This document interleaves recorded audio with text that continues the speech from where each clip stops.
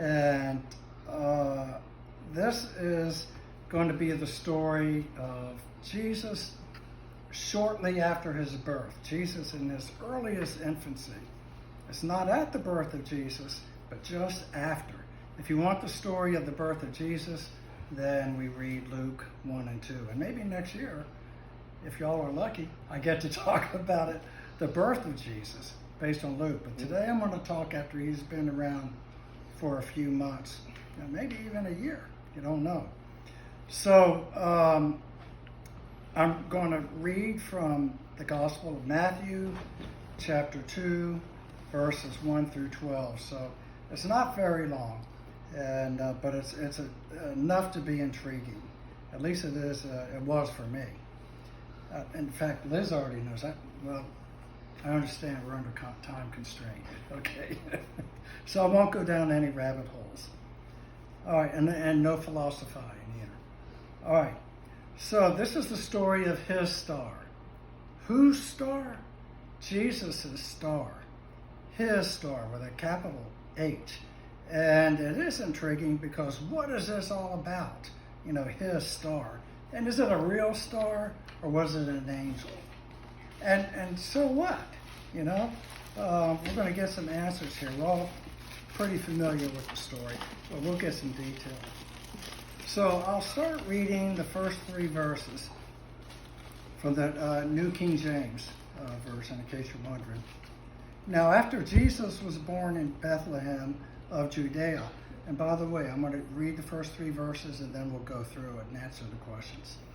Now, after Jesus was born in Bethlehem of Judea, in the days of Herod the king, behold, wise men from the east came to Jerusalem, saying, where is he who has been born King of the Jews? And the he is, of course, capitalized to show that this is someone special. And for we have seen his star, and his is in capital, begins with a capital letter, in the east, and have come to worship him. This is pretty amazing. When Herod the king heard this, he was troubled, and all Jerusalem with him. And when he had gathered all the chief priests and scribes of the people together, he inquired of them where the Christ, that is the Messiah, was to be born. Remember, every time we hear the word Christ, the Jews think Messiah. And the Jews are looking for Messiah as much as we're looking for Christ, especially Christ's second coming. But they're still looking, and you're going to hear them even today talking about the Messiah. When is he going to come? All right, so this is after Jesus was born, as we can see in the first verse. Born in Bethlehem of Judea. That is, Judea is that whole section of Israel where Jerusalem is. In the days of Herod the king. This is Herod the Great, from the Roman Empire. And then suddenly, in the days of Herod the king, behold, as if suddenly, indeed, this wise men from the east came to Jerusalem. Now, who were these wise men? Who are they? They're the equivalent of today's professors, theologians, academicians, philosophers, and they came to Jerusalem, probably in a large entourage. As we know, there were 3 kings, but it couldn't have been just 3 kings. They had their servants, they had their wives, they probably had soldiers and for defense, and their whole menagerie of camels and horses and all of that. And so they came to Jerusalem saying, where is he who has been born King of the Jews? So they appeared kind of intimidating when they got there. For we have seen his star in the east. Now, how would they know that? What does he mean, his star? Who is his? The Jews and Herod is asking. And they saw him in the east, but they didn't see him there in Jerusalem, a promised king of the Jews, and the Jews don't know anything about it? What's going on here? Look at all the questions we have. For we have seen his star in the east and have come to worship him. When Herod the king heard this, he was troubled. He thought, perhaps, he had some concern, of course, about a king of the Jews under my authority here in the Roman Empire. But he was also troubled because this entourage came from the east, and specifically they came from Iran, Persia as it was known then, but today's Iran, and they came from India, 600 miles away. And so he was troubled because were they trying to take over his land area? And then the Jews didn't know what was going on. They acted confounded and chaotic because it says that when he had gathered all the chief priests and the scribes of the people, he's talking about all of them, to find out about this king and where Christ was to be born. So they said to him, after they checked their scrolls and codexes and things, so they said to him, in Bethlehem of Judea, for thus it is written by the prophet, but you, Bethlehem, in the hand of Judah, are not the least among the rulers of Judah, for out of you shall come a ruler who will shepherd my people Israel. Now, this is important, obviously, because we're talking about the Messiah, the Christ, the Redeemer. And so it piqued their interest. But I'll tell you what will pique our interest even more. Matthew was paraphrasing that phrase, those verses from Micah, chapter 5, verse 2. And he didn't put in all of it, the whole thing. Because in Micah, well, let me just do this. So in the first line, Matthew quoted Micah as, but you, Bethlehem, in the land of Judah. But when you read Micah, it says, but you, Bethlehem, Ephratah. And Ephratah means something, especially today. And if I get to talk about the story of the birth of Jesus, you're going to hear a lot about Ephratah. Basically, it's a suburb of Bethlehem where they were known for raising sheep, and not just any sheep. These were sacred sheep, holy sheep, used in the temple. And so Micah says in the rest of it, though you are little among the thousands of Judah, yet out of you shall come forth to me the one to be ruler in Israel. Now here's what was left out from Matthew, and it's super interesting because it ends with, and I'll read it a little bit before and then go to it. Yet out of you shall come forth to me the one to be ruler in Israel, whose goings forth are from old, from everlasting. He's talking about eternity. He's talking about the eternal Son of the eternal Father. I mean, this is huge. I mean, this isn't just a king now that's coming to Jerusalem, the capital of Israel, but we're talking about God, and at least so far as they knew now, could tell now.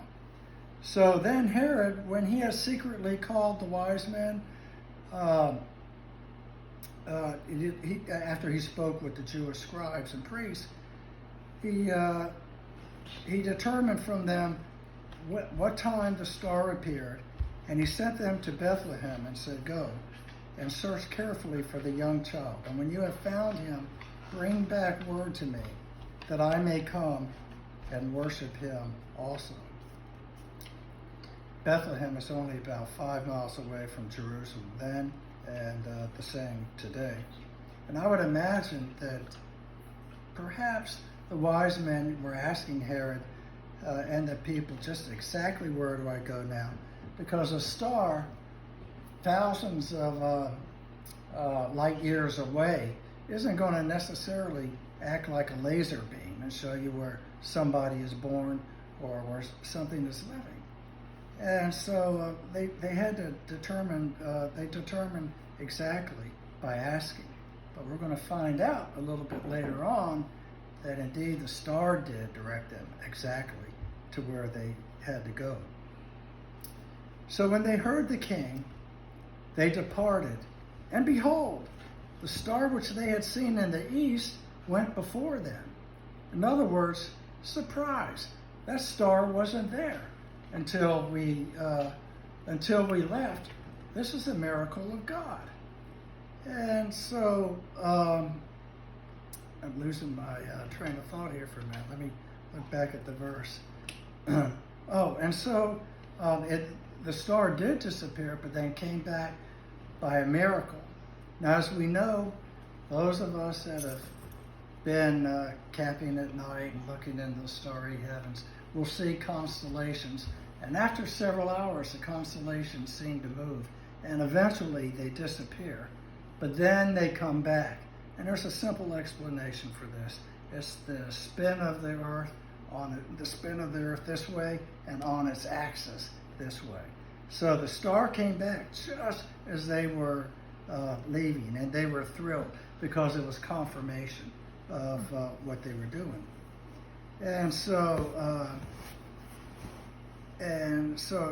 let me go back and read it again. When they heard the king, they departed, and behold, the star which they had seen in the east went before them, till it came and stood over where the young child was. Now, how can this thing go before them? You know, something that moves. When you're looking at something so high and you're looking straight up or straight ahead anyway, how does it move and direct them to where they had to go? It must be an angel, right?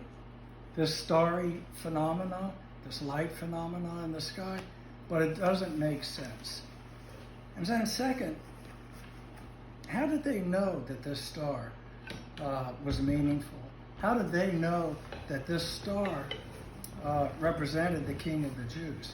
And the answer is given to us really in the books of Esther and the books of Numbers, because the book of Esther, which is a fascinating read, it's the only book in the Bible that doesn't mention the name of God, yet you know God is at work throughout the book.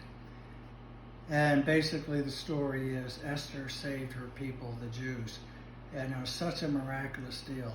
And it so much impressed the Persians that many of them converted to the Jewish religion. And so they became religious. And as they became wise men, they studied the works of the Hebrew Scriptures, what we call today the Old Testament. But and that's how they did it. And I'm about to show you what was it they were looking at that told them that this star had any importance whatsoever. And actually, here it is right here. Actually, they knew to expect a Redeemer, a King of the Jews, someone really great.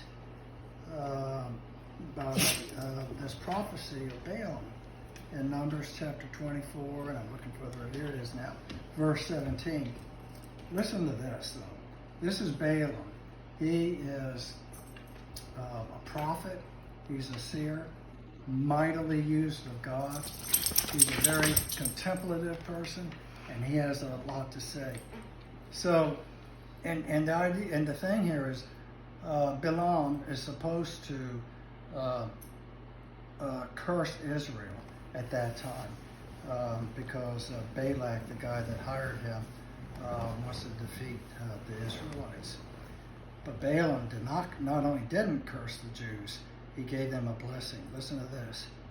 So he took up his oracle and said, "The utterance of Balaam, the son of Beor, and the utterance of the man whose eyes are opened," he's talking about himself, "the utterance of him himself who hears the words of God." He's letting you know it's the Holy Spirit talking to him, "and has the knowledge of the Most High." Not that this God was divine, but he was mightily used of God. "Who sees the vision of the Almighty." He sees it while he's talking in his contemplative way. "Who falls down with eyes wide open." In other words, he's it's what we might even call today slain in the spirit. You know what that is. But it's the same thing. No one can stand in the presence of God without falling out and with their eyes open. That's how we know that he was in the presence of our holy Lord, all capital letters. And so he starts speaking and prophesying at this point. Balaam says, I see him with a capital H, but not now. Okay, so it's not, time-wise, it's not exactly now. I behold him, but not near. So he's going to be in the future. He's not saying how long though. A star, a star shall come out of Jacob, the Jews. A scepter shall rise out of Israel, a king. This is how the wise men knew that this was a big deal. A scepter shall rise out of Israel, a king, and batter the brow of Moab. And what that means is batter the brow of his enemies and destroy all the sons of tumult.